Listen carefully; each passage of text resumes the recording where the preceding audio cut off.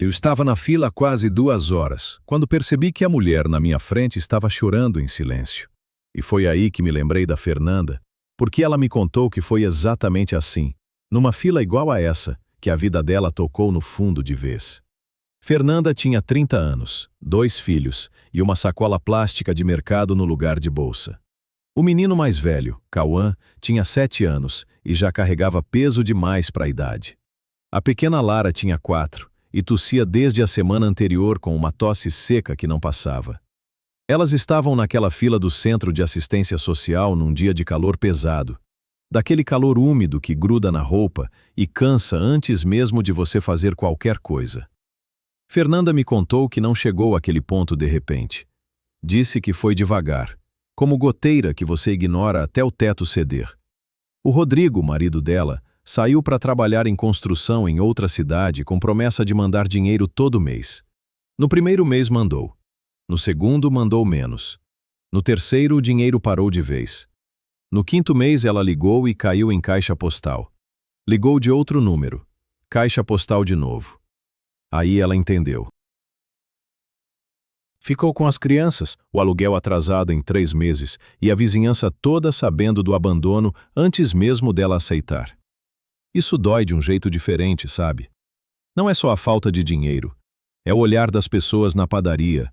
É a voz da mulher da quitanda que baixa um tom quando você passa. É a sensação de que todo mundo está esperando você errar mais um pouco para confirmar o que já pensam. Ela ficou meses se virando sozinha. Costurava roupa para fora, pegava faxina quando aparecia, deixava as crianças com uma vizinha de confiança e chegava em casa tarde com cheiro de produto de limpeza nas mãos e cansaço nos olhos. Mas o aluguel venceu de novo. E a quitanda cortou o fiado. E Lara ficou doente. Foi aí que a fila do assistência social entrou na história. Fernanda passou 2 horas esperando, chegou na frente do guichê e a atendente disse que o cadastro dela tinha um erro no CPF e precisava ser corrigido em outro setor, que naquele dia não dava para resolver. Fernanda saiu sem conseguir nada, com Cauã agarrado na mão dela e Lara no colo ardendo de febre baixa. Do lado de fora, ela ficou parada na calçada por um tempo. O sol batia direto na cabeça. O asfalto cheirava a borracha quente. Cauã não reclamou, não perguntou nada, só ficou do lado dela esperando, que nem um adulto pequeno que aprendeu que às vezes não tem resposta. Foi nesse momento que o nome da tia Conceição apareceu na cabeça dela. A última opção. A que ela tinha jurado para si mesma que nunca ia usar. Se essa história te tocou até aqui, se inscreve no canal e deixa o seu like. Isso ajuda demais a continuar trazendo histórias como essa. A casa da tia Conceição cheirava a naftalina e julgamento. Fernanda conhecia esse cheiro desde criança, desde as férias obrigatórias que a mãe dela a levava para lá, e ela ficava 3 dias inteiros tentando não encostar em nada para não ouvir bronca. 20 anos depois, o cheiro era o mesmo, e a sensação também. Conceição tinha 62 anos, era viúva há quase uma década e tinha transformado a solidão em autoridade. Ela não era malvada do jeito que aparece nos filmes, com voz grossa e cara feia. Era malvada do jeito silencioso, do jeito que machuca mais, aquela pessoa que ajuda com uma mão e na mesma hora anota o favor na outra para cobrar depois com juros. Quando Fernanda apareceu na porta com as crianças e a sacola plástica, a tia abriu sem dizer nada, só olhou de cima a baixo e deu espaço para entrar. Isso já era o máximo de acolhimento que ela oferecia. Na primeira noite, a tia reclamou que Lara tossia alto demais e atrapalhava o sono dela. Na segunda noite, reclamou que Cauã tinha deixado migalha na pia. Na terceira, disse em voz alta, para ninguém em especial, que Fernanda sempre foi sonhadora demais para escolher homem direito. Como se abandono fosse escolha de quem fica e não de quem vai embora. Fernanda não dormia direito porque ficava de olho na febre de Lara, que subia à noite e baixava de manhã sem nunca sumir de vez. A menina dormia agitada, se mexia muito, acordava pedindo água com uma voz rouca que apertava o coração. Cauã dormia do lado da irmã enrolado numa manta fina e não reclamava de nada, que era exatamente o que mais preocupava Fernanda. Porque criança que não reclama É criança que aprendeu que não adianta. Na manhã do quarto dia, a tia Conceição entrou na cozinha enquanto Fernanda tomava café e disse, sem olhar para ela, que aquela situação não podia se estender muito, que ela também tinha as contas dela. Que caridade tem limite. Usou a palavra caridade. Fernanda sentiu aquilo descer pelo peito como água fria. Ficou em silêncio, terminou o café, lavou a xícara, secou a xícara, guardou a xícara. Fez tudo devagar porque precisava de alguma coisa para fazer com as mãos enquanto a cabeça trabalhava. Naquela noite, depois que as crianças dormiram, ela ficou sentada na beira da cama no quarto minúsculo que a tia tinha cedido e ficou olhando para o teto. O ventilador de teto girava com um barulho leve, quase um chiado. Lara respirava pesado do lado. Cauã tinha o braço jogado para fora da manta. Ela pensou em tudo que tentou. Pensou na fila que não deu em nada. Pensou nas faxinas que não pagavam o suficiente. Pensou no Rodrigo, e depois parou de pensar no Rodrigo porque aquilo não levava a lugar nenhum. E então, lembrou de uma coisa que ouviu uma vez, quase sem querer, que o homem do sítio nos arredores da cidade, o Gustavo Ramos, vivia sozinho numa propriedade com galpão, animais e espaço sobrando. Todo mundo falava mal dele, mas todo mundo fala mal de quem não precisa de ninguém, né? O que eu vou te contar agora é o que a maioria das pessoas da cidade nunca quis saber, porque quando você decide que alguém é perigoso, qualquer informação que contradiga isso vira inconveniência. Gustavo Ramos tinha 41 anos e vivia no sítio há quase 15. A mãe dele, Dona Marilda, era nordestina, tinha chegado à cidade ainda jovem com uma trouxa de roupa e um filho pequeno no colo, sem marido e sem explicação que satisfizesse os curiosos. Ela lavava roupa para fora, fazia remédio caseiro com erva que plantava no quintal e nunca pediu nada a ninguém. Morreu quando Gustavo tinha 20 e poucos anos e deixou para ele o que tinha de mais valioso, o jeito de observar o mundo antes de julgar. Gustavo cresceu sabendo o que era ser olhado de lado. Não por ter feito nada, por existir de um jeito que incomodava quem precisava de alguém para diminuir. Era calado demais numa cidade que desconfia de silêncio. Tinha a pele queimada de sol, as mãos grossas de quem trabalha de verdade e o costume de não sorrir para quem não merecia. Isso bastava. Na feira ele vendia queijo e rapadura 2 vezes por mês. Chegava cedo, montava a barraca sem conversa, vendia o que tinha e ia embora. Uma vez 3 homens tentaram levar a caixa de dinheiro dele no final do dia, achando que ia ser fácil. Não foi. Gustavo não era brigão, mas também não era bobo. Depois disso, a história cresceu, virou lenda. E lenda em cidade pequena é mais difícil de derrubar do que muro de pedra. Fernanda sabia de tudo isso. Tinha ouvido na fila do mercado, na porta da escola do Cauã, na farmácia onde comprava o xarope de Lara. E mesmo assim, naquela noite sentada na beira da cama com o ventilador chiando e as crianças dormindo, foi o nome dele que apareceu na cabeça dela como única saída possível. Porque às vezes o desespero te leva exatamente para o lugar que o medo dizia para não ir. E às vezes o medo estava errado desde o começo. Fernanda saiu antes do sol nascer, e o que ela fez a seguir mudou a vida dela para sempre. Ela não acordou as crianças de supetão. Acordou Cauã primeiro, com a mão no ombro, bem devagar. E quando ele abriu os olhos, ela já estava com o dedo na frente da boca. O menino entendeu sem precisar de palavra, que era exatamente o tipo de coisa que dói de perceber numa criança de 7 anos. Lara acordou confusa, com a voz rouca e o cabelo colado na testa de tanto calor. Fernanda sentiu a testa da filha com o dorso da mão, ainda quente. Deixou um bilhete em cima da mesa da cozinha da tia Conceição. Não foi bilhete longo, não foi explicação. Foi só uma frase dizendo que estava indo cuidar das crianças do jeito que conseguia e que agradecia pelo teto dos dias anteriores. Colocou a caneta de volta no porta-caneta, porque limpeza e educação não dependem de como a pessoa te trata. Do lado de fora o ar estava fresco e úmido, daquele frescor de madrugada que some rápido quando o sol resolve aparecer. Cauã carregou a sacola sem reclamar. Lara foi no colo de Fernanda, enrolada numa manta fina, com a cabeça pesada no ombro da mãe. Elas caminharam por quase 40 minutos no escuro, pelo aceiro de terra batida que contornava a cidade e subia até o sítio. Fernanda me contou que, durante esse caminho, ela não pensou em nada bonito. Pensou nos buracos da estrada que ela não enxergava direito. Pensou na respiração pesada de Lara. Pensou que se o Gustavo abrisse a porta e mandasse embora, ela não tinha plano B. Quando chegaram ao sítio, ainda estava escuro. Tinha um galpão nos fundos com a porta fechada, mas sem cadeado. Fernanda ficou parada na frente por alguns segundos, olhando. Depois empurrou a porta. Dentro cheirava a palha seca, couro velho e terra. Era escuro, mas não era vazio. Tinha fardos empilhados num canto, ferramentas penduradas na parede com uma ordem que ninguém esperaria de um lugar assim, e um cheiro limpo que não combinava com o que o pessoal da cidade falava do dono. Ela acomodou as crianças sobre um fardo mais largo. Cauã deitou de lado com os joelhos dobrados. Lara ficou no colo dela.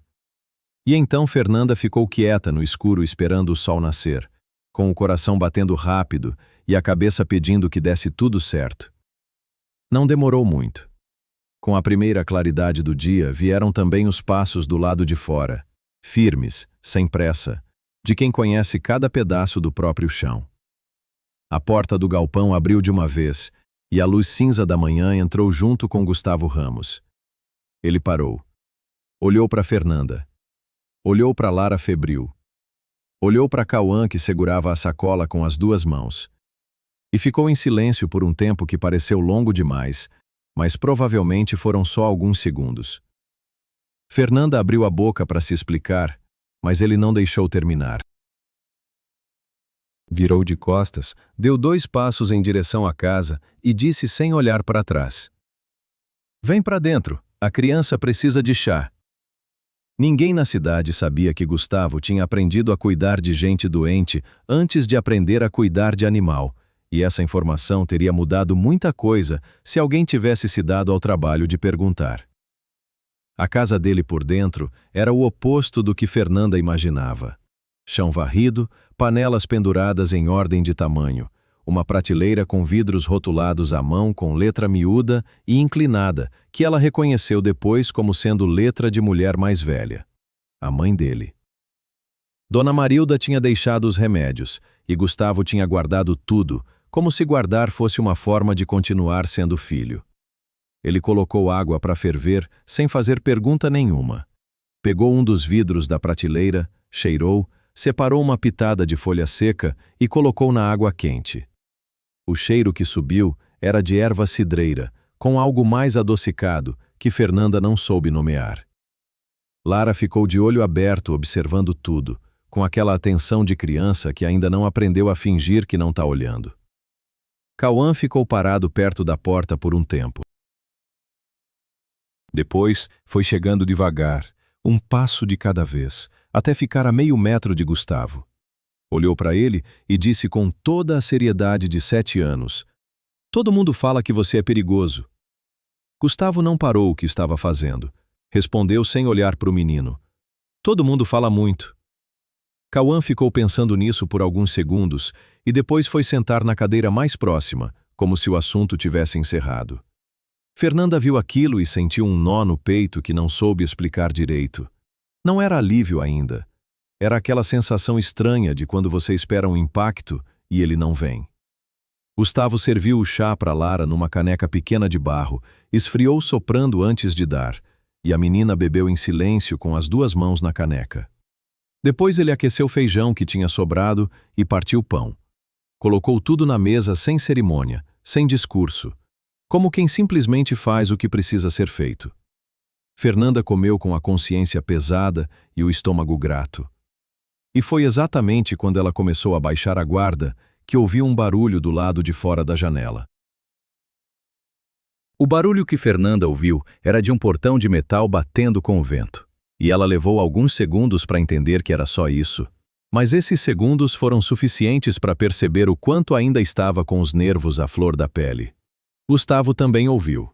Olhou para a janela, depois voltou para o que estava fazendo, que era ajustar uma tira de couro com um sovela. As mãos dele eram precisas, sem pressa, o tipo de mão que faz um trabalho de cada vez e faz direito. A manhã foi passando assim. com esse silêncio que não pesava. Lara cochilou no colo de Fernanda depois do chá. Cauã pediu licença para olhar os vidros da prateleira, e Gustavo disse que podia, mas que não abrisse nenhum. O menino ficou lendo os nomes em voz baixa, tentando pronunciar as ervas que Dona Marilda tinha escrito com aquela letra de quem aprendeu a escrever sozinha. Foi aí que Fernanda fez a pergunta que estava guardando desde que entrou na casa. Disse que a letra dos rótulos não parecia a dele. Gustavo parou a sovela por um segundo. Disse que não, que era da mãe. Disse que ela morreu faz muitos anos, mas que os remédios ainda funcionavam, então ele não via motivo para jogar fora. Disse isso com uma simplicidade tão direta que Fernanda não soube o que responder. Ficou olhando para ele e pensou em quantas histórias a cidade tinha inventado sobre esse homem sem nunca ter entrado nessa casa, sem nunca ter visto essa prateleira, sem nunca ter ouvido ele falar da mãe com essa voz baixa e firme de quem carrega algo com cuidado. A tarde chegou com um calor mais suave e Fernanda percebeu que Lara estava claramente melhor. Respirava sem aquele esforço de antes, a testa estava menos quente. Ela já estava pedindo biscoito em vez de ficar quieta no canto. Cauã tinha saído para o terreiro com Gustavo para ver os animais, e Fernanda podia ouvir a voz do menino fazendo pergunta atrás de pergunta lá fora, e a voz baixa de Gustavo respondendo cada uma. Foi nesse momento exato, com a tarde morna e as crianças bem, que o celular de Fernanda vibrou na sacola. Era um número que ela não tinha salvo. Ela atendeu, e do outro lado estava uma voz que ela reconheceu imediatamente, mesmo sem querer. Era a tia Conceição. E pelo tom, ela já sabia onde Fernanda estava. A tia Conceição não ligou por preocupação. Fernanda entendeu isso nas primeiras 3 palavras. A voz da tia era aquela voz de quem está com plateia do lado, controlada demais para ser genuína, alta demais para ser particular. Ela disse que a cidade toda estava comentando, que alguém tinha visto Fernanda entrando no sítio de madrugada com as crianças, que isso era uma vergonha, que ela não podia simplesmente sumir assim sem dar satisfação. Fernanda ficou ouvindo em silêncio com o celular no ouvido e os olhos no chão de madeira da cozinha de Gustavo. Quando a tia parou de falar, Fernanda disse com calma que as crianças estavam bem, que Lara estava melhorando e que ela ligaria mais tarde. E desligou. Não com raiva, com cansaço. Tem uma diferença grande entre as duas coisas, e naquele momento ela sabia exatamente qual era qual. Gustavo entrou pela porta dos fundos com Cauã atrás dele. Viu a expressão de Fernanda e não perguntou nada de imediato. Foi lavar as mãos na pia, enxugou no pano que ficava dobrado no gancho e só então olhou para ela. Ela disse que a tia tinha ligado e que provavelmente já tinham espalhado por meia cidade que ela estava ali. Gustavo ouviu. Ficou quieto por um segundo e respondeu que cidade pequena não precisa de motivo real para falar. Precisa só de janela aberta e tempo sobrando. Fernanda quase sorriu, mas o peso do que estava vindo ainda estava ali, instalado no peito dela como coisa que não pede licença para entrar. Não demorou. Antes do sol baixar de vez, um carro parou na estrada de terra na frente do sítio. Fernanda reconheceu pelo som do motor antes de ver pela janela. Era carro oficial. E do lado do passageiro desceu a tia Conceição com uma bolsa no braço e aquela postura de quem chegou para resolver algo que não é problema dela, mas que ela adotou assim mesmo. Gustavo foi até a porta antes de qualquer um bater. Abriu. O agente Silveira estava na frente, um homem de cabelo grisalho e barriga proeminente, que usava o uniforme com aquela autoridade de quem aprendeu que postura substitui argumento. A tia ficou um passo atrás com o rosto composto de preocupação de vitrine. Silveira disse que tinha recebido o relato de que uma mulher e 2 crianças estavam no sítio e que veio verificar se estava tudo bem. Gustavo respondeu que estava. Silveira disse que precisava ver por conta própria. Gustavo disse que a porta estava aberta, mas que não havia nada a verificar além de uma criança que tinha estado com febre e que agora estava melhor. A tia Conceição tentou entrar no meio da conversa. Chamou Fernanda pelo nome, com aquela voz de novela que Fernanda conhecia desde criança, a voz que parece carinho, mas é controle. E foi aí que Fernanda saiu da cozinha com Lara no colo. Ela apareceu na porta com a filha no braço e o filho atrás dela, e encarou a tia sem desviar o olhar. Disse que as crianças estavam bem. Disse que Lara tinha tido febre e recebeu cuidado. Disse que tinha ido embora de manhã porque não conseguia sustentar mais o peso de ser grata por um teto que cobrava mais do que qualquer aluguel. A tia abriu a boca. Fernanda não deixou terminar. Disse que não era ingratidão, era honestidade. E que as duas coisas tinham sido confundidas tempo demais.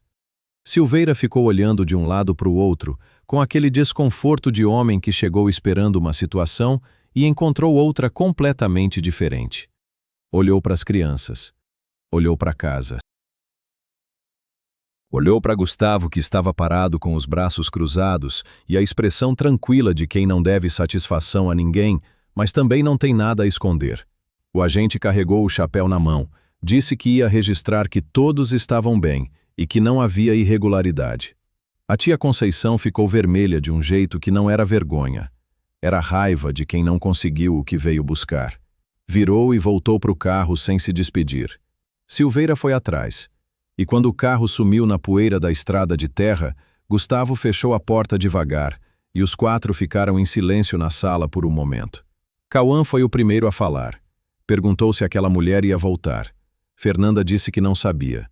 Gustavo olhou para o menino e disse que mesmo que voltasse, desta vez não ia encontrar ninguém que precisasse se explicar. Fernanda ouviu aquilo e sentiu algo se mover dentro dela. Não era gratidão, era reconhecimento. A diferença é que gratidão você sente por alguém que te ajudou. Reconhecimento você sente por alguém que te viu. Ela dormiu naquela noite no sítio, com as crianças, pela segunda vez. E quando amanheceu no dia seguinte, e foi até a janela da cozinha ver o sol subindo devagar sobre o terreiro, percebeu que tinha dormido sem acordar no meio da noite para ficar de olho em nada. Tinha simplesmente dormido. E não lembrava a última vez que isso tinha acontecido. Mas o que ela ainda não sabia era que Silveira, na volta para a cidade, tinha parado no cartório por um motivo que ela jamais esperaria. O cartório da cidade guardava um segredo sobre Fernanda que ela mesma não sabia que existia. E foi Silveira quem encontrou isso por acaso, enquanto tentava entender por que algo naquela história não fechava. Na volta do sítio, ele parou o carro na frente do cartório quase por impulso. Entrou, pediu os registros antigos de imóvel da família Fernanda e passou quase uma hora folheando o papel amarelado, com aquele cheiro de arquivo que ninguém abre faz tempo. O que ele encontrou foi simples e ao mesmo tempo absurdo. O terreno onde a tia Conceição morava, incluindo o cômodo nos fundos que Fernanda tinha ocupado com as crianças, tinha sido registrado originalmente no nome do pai dela. Quando o pai morreu sem testamento, a propriedade nunca foi transferida de forma completa para a tia. Uma faixa do terreno, pequena mas real, ainda constava como herança pendente em nome da filha. Silveira ficou olhando para aquele papel por um tempo. Depois dobrou, colocou no bolso do uniforme e foi embora. Na manhã seguinte, ele foi até o sítio sozinho, sem carro oficial, sem uniforme, com o chapéu na mão e o envelope dobrado no bolso. Gustavo abriu a porta. Silveira perguntou se podia falar com Fernanda. Ela veio até a sala com Lara no quadril e aquela expressão de quem está se preparando para ouvir problema. Silveira colocou o envelope na mesa. Explicou o que tinha encontrado. Disse que havia uma parte daquele terreno que era dela por direito, que nunca foi disputado porque ninguém imaginou que ela fosse reclamar, e que ele mesmo ia acompanhar o processo se ela quisesse regularizar. Fernanda ficou olhando para o envelope sem pegar. Perguntou por que ele estava fazendo aquilo. Silveira levou um tempo para responder. Disse que foi até o sítio no dia anterior, esperando encontrar uma situação que precisasse de intervenção, e encontrou uma mulher cuidando dos filhos e um homem que abriu a porta sem dever nada a ninguém. Disse que isso ficou com ele. Disse que a autoridade que só age quando o erro é óbvio não serve para muita coisa. Fernanda pegou o envelope, abriu devagar. Viu o nome do pai na primeira linha e os olhos encheram de água antes que ela pudesse fazer qualquer coisa para impedir. Não chorou muito, só ficou com o papel na mão por um tempo, enquanto Lara tentava pegar as bordas com os dedinhos curiosos. Gustavo estava encostado no batente da porta da cozinha, ouvindo tudo sem se intrometer. Quando Silveira foi embora, ele olhou para Fernanda e disse que aquilo era dela desde antes, que ninguém tinha dado nada, que tinham apenas parado de esconder. Essa diferença importou mais do que ela conseguiu explicar na hora. Fernanda não voltou para a casa da tia buscar as coisas com raiva, nem com discurso. Foi numa tarde comum, com Silveira do lado e os documentos em ordem, e pegou o pouco que era dela sem fazer cena. A tia Conceição ficou na sala em silêncio, com aquela expressão de quem engoliu algo que não desce. Não disse nada. Fernanda também não. Não tinha mais nada a dizer que valesse o gasto. Nos meses que se seguiram, Fernanda instalou ela e as crianças num cômodo alugado barato por uma vizinha antiga que conhecia a história da família e não cobrou explicação. Começou a costurar uniformes para uma cooperativa da cidade, trabalho simples, mas constante, que pagava o aluguel e sobrava um pouco. Cauã foi para a escola e voltou cheio de história todo dia. Lara foi ficando mais forte, mais alegre, com aquela energia de criança que finalmente tem rotina. E Gustavo continuou aparecendo. Não todo dia, mas com uma regularidade que todo mundo notava sem precisar comentar. Consertou uma janela que emperrava. Trouxe mudas de horta num saco de estopa. Ensinou Cauã a identificar erva pelo cheiro, igual a Dona Marilda ensinava a ele quando pequeno. Nunca chegou pedindo nada, nunca foi embora cobrado. A cidade foi percebendo aquilo e o tom foi mudando devagar. Não de vez, cidade pequena não muda de vez. Mas algumas mulheres que antes olhavam Fernanda de lado passaram a cumprimentar. Duas vizinhas pediram o contato da cooperativa. Uma delas até mandou pão numa tarde sem motivo nenhum, só porque sim. A tia Conceição passou uma vez na calçada do outro lado da rua e desviou o olhar. Fernanda deixou, não por mágoa guardada, por algo mais maduro do que isso. Ela entendeu que algumas pessoas só conseguem existir diminuindo quem está perto, e que a melhor resposta para isso não é confronto, é distância com paz. O que ela ainda não tinha entendido direito era o que estava crescendo entre ela e Gustavo. Sentia, mas não nomeava. Tinha medo de nomear. Até aquela tarde de sábado, em que tudo ficou claro de um jeito que ela não esperava. Fernanda estava estendendo roupa no varal do quintal quando ouviu o portão abrir. Era Gustavo com uma muda de limoeiro enrolada num pano úmido na mão. Disse que tinha lembrado que ela tinha comentado uma vez que queria plantar algo. Ela não lembrava de ter comentado isso, mas ele lembrava. Ficaram plantando o limoeiro juntos no canto do quintal, enquanto Cauã corria em volta e Lara ficava agachada na terra com aquela seriedade de quem acha que está ajudando. Quando terminaram, Gustavo ficou parado olhando para o buraco na terra com a muda firme no meio e disse, sem olhar para ela, que queria ser honesto, porque era o único jeito que sabia ser. Fernanda parou o que estava fazendo. Ele disse que não era bom com palavra bonita, mas que aparecia. Disse que Cauã e Lara tinham entrado num lugar dentro dele que ele pensava que não existia mais. Disse que se ela quisesse, ele queria estar do lado dela, sem pressa, sem cobrar que ela fosse menos do que era, para ele se sentir mais. Fernanda ficou em silêncio por um tempo que pareceu longo, mas provavelmente foram só alguns segundos. Depois disse que tinha medo. Que a última vez que confiou de verdade em alguém custou anos da vida dela. Gustavo respondeu que entendia. Disse que também tinha medo. Mas que medo nunca foi motivo suficiente para ficar parado quando a coisa parecia certa. Eles se casaram meses depois numa cerimônia pequena, numa tarde de sábado, com vizinhos, as crianças e o agente Silveira como testemunha. O mesmo homem que chegou ao sítio com suspeita e saiu com vergonha foi o primeiro a assinar o papel. A tia Conceição não foi convidada. Não por vingança, por respeito a tudo que Fernanda tinha reconstruído sem a ajuda dela. O limoeiro no quintal deu fruto antes do fim do ano. Cauã foi o primeiro a perceber e chamou a mãe gritando do lado de fora. Fernanda saiu, olhou para o galho pequeno com os primeiros limões ainda verdes e pensou que era exatamente assim que recomeço funciona. Não chega com fanfarra, chega verde, pequenininho, quase imperceptível. E um dia, você olha e percebe que já está ali faz tempo, firme, sem pedir atenção para ninguém. A história de Fernanda me ensinou uma coisa que eu não aprendi em nenhum outro lugar. Que a pessoa mais perigosa que existe não é a que a cidade aponta com medo. É a que fica do seu lado em silêncio quando todo mundo foi embora. Porque essa pessoa você não encontra por acaso. Você a encontra quando finalmente para de fugir do lugar onde o medo diz que não vale a pena ir. E aí eu te pergunto, você já deixou alguém ir embora da sua vida por causa do que os outros falavam, sem nunca ter chegado perto o suficiente para descobrir a verdade por conta própria? Pensa nisso e responde aqui nos comentários, porque essa resposta diz muito mais sobre a gente do que a gente imagina. Se essa história te tocou, deixa o seu like e se inscreve no canal. Isso ajuda muito a continuar trazendo histórias como a de Fernanda para quem precisa ouvir.